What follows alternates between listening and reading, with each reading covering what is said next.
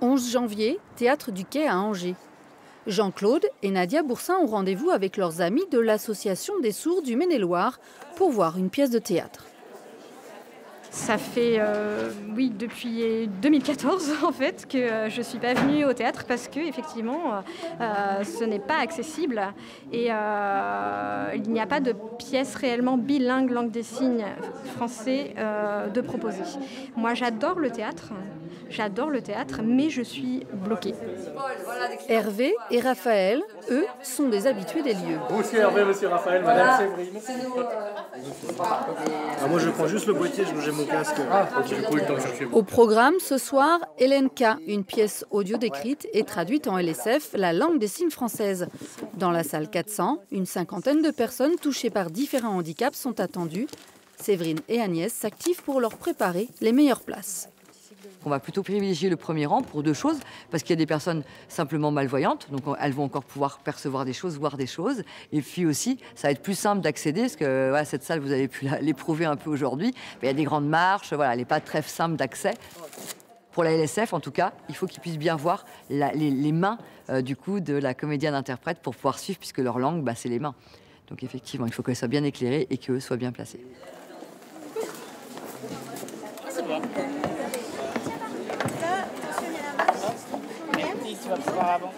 Ça coupe, c'est simplement que ça coupe. Je vous laisse passer un bon spectacle. Vous passez un repas de Noël, de quoi vous allez parler? Bon, c'est intéressant de dire tiens, t'es allé voir cette tête-là, cette pièce-là? Ah oui, moi aussi.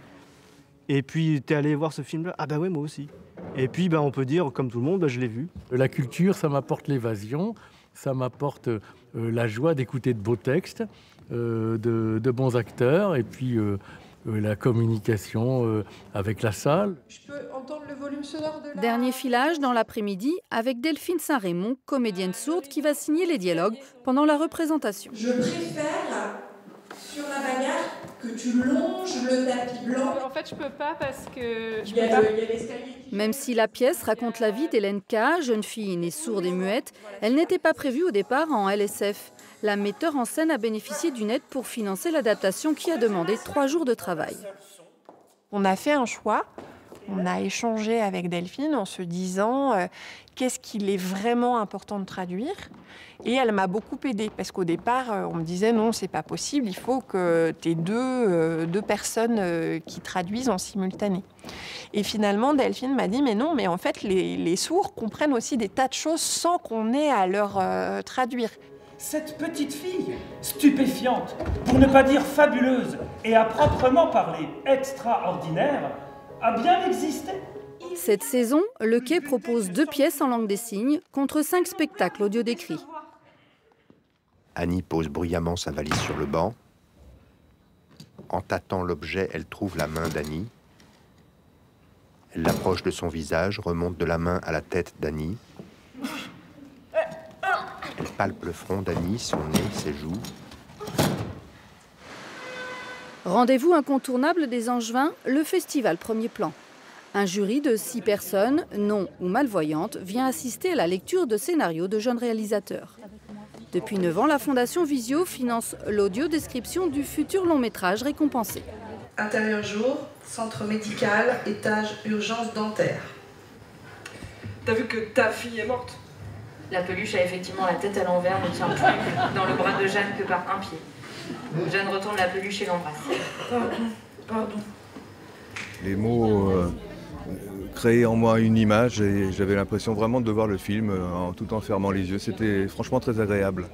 Il y a des films qui sont plus paysagers, où les regards comptent beaucoup. Et effectivement, ça apporte énormément. L'audio-description apporte énormément. Dans ce qui est comédie, c'est vrai que là, beaucoup de choses passent par la voix et c'est vrai qu'on comprend déjà beaucoup de choses. Depuis 2020, le sous-titrage des films et leur audiodescription sont obligatoires.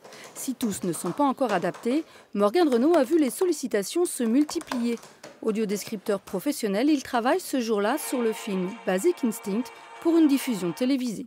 Vu que c'est son partenaire, il lui tapote l'épaule, tu vois, on entend... Mais j'ai un avis très minoritaire. Qu'il y a un tout petit bruit de tape sur l'épaule. Ça, je sais très bien qu'ils y sont sensibles, et donc je vais vraiment caler pour que le comédien, alors je mets toutes les indications, pour que le comédien il se mette à parler après ce petit bruit de tape sur l'épaule. Ces dernières années, Langevin a diversifié ses collaborations. Pièces de théâtre, expositions photos, visites de châteaux, bandes dessinées et même concerts de soprano. L'éventail de propositions culturelles s'ouvre de plus en plus. Dans les années 2000, un geste d'ouverture vers le public handicapé, c'était de créer une rampe pour que quelqu'un en fauteuil roulant puisse aller à la bibliothèque, par exemple. On n'était pas vraiment au-delà de ça et qu'on a vraiment passé cette étape-là. Alors certains, bien sûr, te diront qu'il y a encore un long chemin à faire, mais ça se réveille bien, ouais. Les signes sont très positifs. Retour au quai avec Hervé et Raphaël. Dans leurs mains, un programme en braille et gros caractères. Qu'est-ce que j'ai vu dimanche 17 septembre, on a vu ensemble Journée européenne du patrimoine. Ah oui. Théâtre, opéra, cinéma, musée, une quinzaine d'acteurs locaux se sont associés depuis 2011 pour créer une programmation adaptée. Même si ça ne me plaît pas toujours, il faut quand même du public parce qu'il faut quand même soutenir ces actions qui sont louables. Du coup, ça me pousse à y aller. Et si ça se trouve, si j'étais voyant, j'irais peut-être pas forcément aussi souvent dans les lieux culturels. On ne peut pas faire que toutes les pièces en audiodescription parce qu'on sait que ça coûte très cher. Moi, ça ne m'empêche pas d'aller au théâtre ou au cinéma, le fait que ça ne soit pas audio décrit. J'y vais quand même, quitte à ce qu'on m'explique un petit peu les décors avant, je vais avec d'autres gens. Et voilà, je vais à peu près au cinéma toutes les semaines. L'exemple d'Angers reste perfectible, mais il ouvre des perspectives. Le quai, l'opéra et le festival Premier Plan ont su s'associer pour mutualiser les dispositifs auditifs. Car si l'audiodescription et le sous-titrage se développent, les structures ne sont pas toujours équipées pour les proposer, et encore moins dans les territoires ruraux.